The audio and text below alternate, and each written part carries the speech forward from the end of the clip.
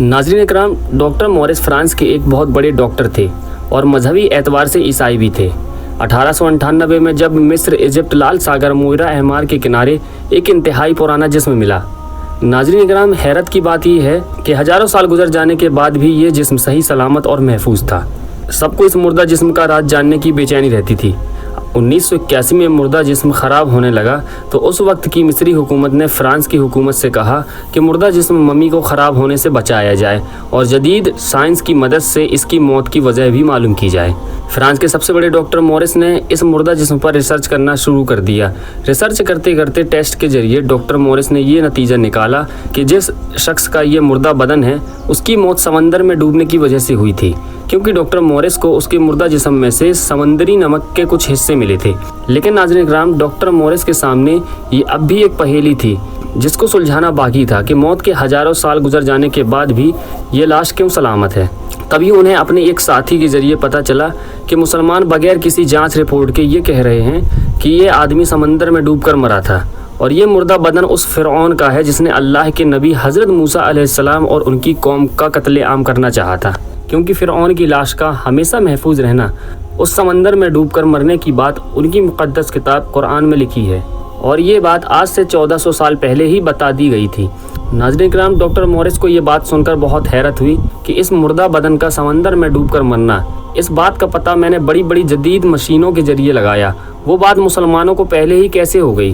حالانکہ موت کے بعد لاش کو کئی سال گزر چکے ہیں، جس کا پتہ 1981 سے محض 83 سال پہلے چلا ہے، تو ان کے مقدس کتاب قرآن میں یہ بات 1400 سال پہلے کیسے لکھ دی گئی؟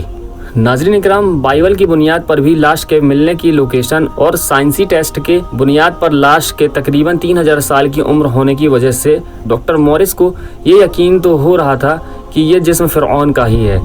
اس لیے انہوں نے فرعون کی زیادہ جانکاری کے لیے بائبل کو پڑھا، لیکن اس کو صرف اتنا ہی ملا کہ فرعون اور اس کی فوج سمندر میں ڈوب گئی، ان میں سے کوئی نہیں بچا، لیکن فرعون کی لاش کا کوئی ذکر نہیں تھا۔ ڈاکٹر مورس کے ذہن میں کئی سارے سوال کھٹک رہے تھے اور آخرکار ان سوالوں کا جواب حاصل کرنے کے لیے سعودی عرب میں چل رہی بڑی میٹنگ سیمینار میں حصہ لینے چلے گئے، جہاں انہوں نے فرعون کے مردہ بدن کے اس ٹیسٹ میں جو ملا وہ بتایا۔